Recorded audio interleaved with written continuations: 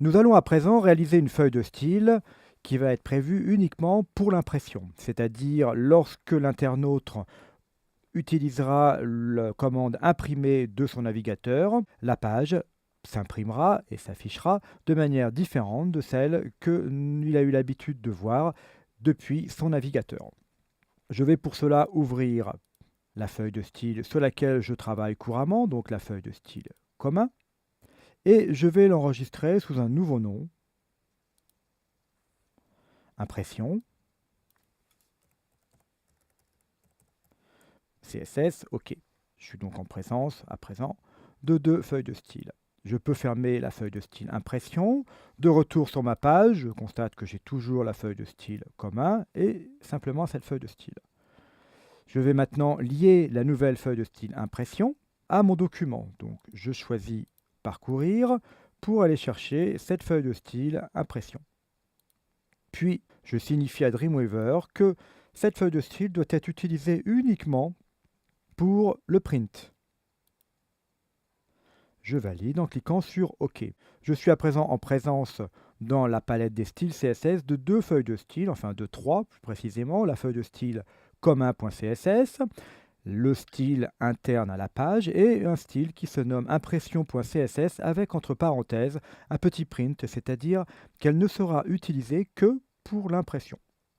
Nous allons dans cette feuille de style masquer le menu. Donc je sélectionne la zone menu.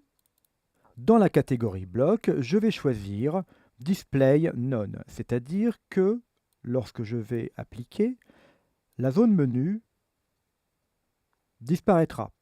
Alors pour l'instant, elle n'est pas disparue à l'écran, car à l'écran, nous sommes avec une feuille de style commun. Dreamweaver permet de visualiser la page sous différentes formes, donc, suivant la feuille de style. Donc nous allons aller dans le menu Affichage, barre d'outils, rendu du style. Cette petite barre est apparue en haut de notre travail. Nous avons ainsi le rendu du style pour le support écran et le rendu du style pour le support impression. Un clic sur cette icône fait apparaître à l'écran le style impression, c'est-à-dire un style sans la barre de menu.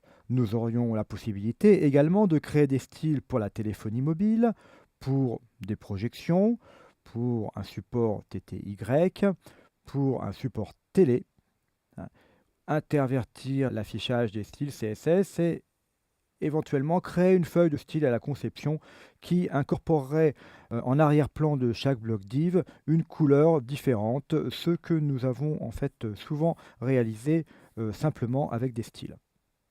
J'enregistre cette page, je peux revenir éventuellement sur la feuille de style commune, CTRL S, puis nous allons regarder le résultat depuis un navigateur. Voici la feuille de style utilisée par l'écran, donc j'ai bien un menu utilisable en multimédia, et depuis le menu fichier, je vais activer la commande aperçu avant impression. Dans aperçu avant impression, nous avons bien notre feuille de style sans le menu. Je ferme et je ferme. Vous pourriez ainsi modifier l'ensemble de la page, modifier les textes, les caractères, les polices, les différents éléments constituant la page, voire même vous pourriez modifier l'ensemble de la structure de la page dans cette feuille de style impression, ce qui permettrait de personnaliser parfaitement un document imprimable.